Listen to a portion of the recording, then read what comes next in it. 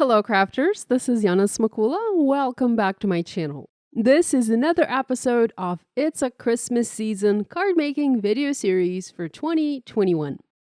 In this video, I have a no stamping mini slimline card with a hot foiled sentiment and lots of die cut Christmas blooms. This is quite a labor intensive card, so not something you'd want to mass produce, but I do have mass producible Christmas card ideas coming too, so stay tuned for that. This card, once again, is similar in design to a project I shared last spring with Spellbinders floral dies. It features a very simple design, a sentiment at the bottom of the panel, and pretty blooms scattered above it. I used Spellbinders Gifts of Christmas Glimmer Hot Foil Sentiment Set, and I foiled each sentiment in matte gold foil on Spellbinders Glacier cardstock.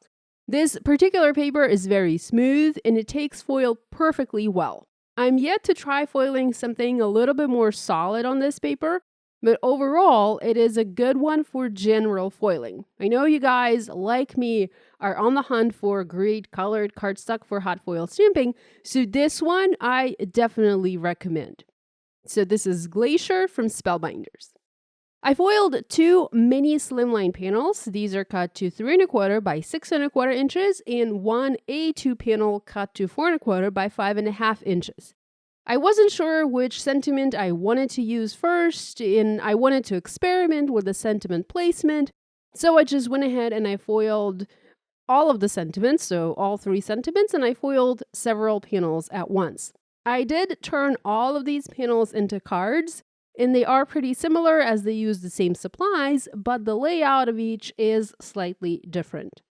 Off to the side, I have a dish with pre-cut die-cut pieces. This dish is from Spellbinders, and it is very handy for sorting little die-cuts like these. I have actually several of these dishes on my desk, and I always have one dedicated to a specific project that I'm working on, and it makes it a lot easier to keep a clean and organized desk. So I cannot recommend having a dish like this or a similar dish on your desk to keep the little die-cuts organized. I used Spellbinders Christmas Blooms die set, and I die cut all of these elements. Now, this is a very mighty die with loads of little dies and multiple ways to assemble them, giving you a lot of creative options. You can also combine this set with a previously released Mini Blooms and Sprigs set for even more options. Here, for example, I used 2 size branches. One is from the Christmas Blooms, that's the larger branch, and one is from the Mini Blooms and Sprigs set, that's the smaller branch. These are identical in design, but the difference is in size, so that lets you do more. I often prefer the smaller size because I like to put smaller size flowers on top, and also because this gives me a smaller finished element, and thus I can use more of these smaller elements on my cards. Here I added the same size poinsettias so you can see the difference. I also experimented with various colors of cardstock, and I also used glitter paper. This is always fitting for Christmas cards. The glitter paper I prefer to use is from Simon Says Stamp. It is perfect for crafting as it doesn't shed glitter and it cuts really, really well. You also have other pieces that you can adhere to these branches. Here I have a different style branch with all white and gold flowers. I have no idea what these flowers are called or if they are even real flowers, but they certainly look simply stunning. The Christmas Blooms die set also includes 2 sprigs, a large and a small sprig, and I've cut some for this card from white cardstock, and I will also later layer gold die cuts for added sparkle. You also have a pine cone die in this set, and it is a 2-piece die. So one will cut a background, a solid piece, and one will cut a detail for you to put on top. I stayed away from the traditional brown colors, and I just went with white and light blue for these pine cones to work with the color scheme that I have going on my project. When working on a card like this, where there's a lot of die cutting involved, I find I first like to settle on a color combo. From there, I cut all of the pieces I need, I then assemble them, and then I move on to the card assembly itself. This way, I'm not constantly going back and forth between my die cutting machine and my project, and I already have all of the pieces I need. Now I do end up cutting more elements that is needed for one card, but I usually end up using these for some other projects as I keep crafting. In this die, you also have two size poinsettias, and these are very detailed and very pretty. I like to cut 2 layers for each poinsettia. I shape them with my fingers slightly, and then I layer and offset them to create one full poinsettia for my card. When it comes to poinsettias, I use my tweezers. I pinch the leaf in the center with the tweezers, and I shape it with my fingers to add dimension. And I do this to all of the leaves. It does take extra time to do it, but I think this makes a lot of the difference in the final project. You can also skip using the tweezers and just use your fingers. That also works, but I find I get better results when I'm using my tweezers, especially on the smaller size poinsettias.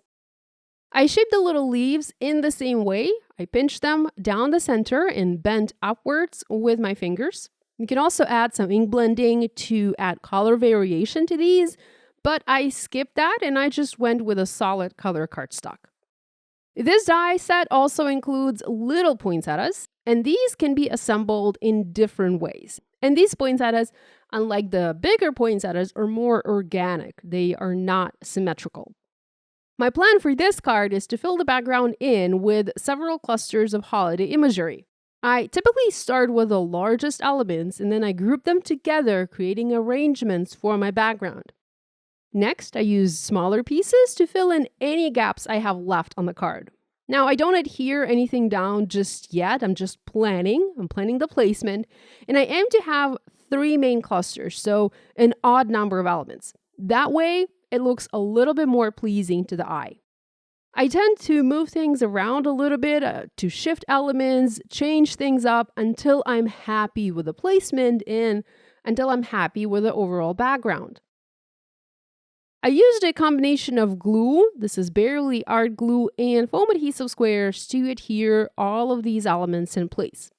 I also shaped the little die cuts a little bit more to give them more dimension on my project. Here you can also notice I added a gold glitter die cut to the evergreen sprig piece.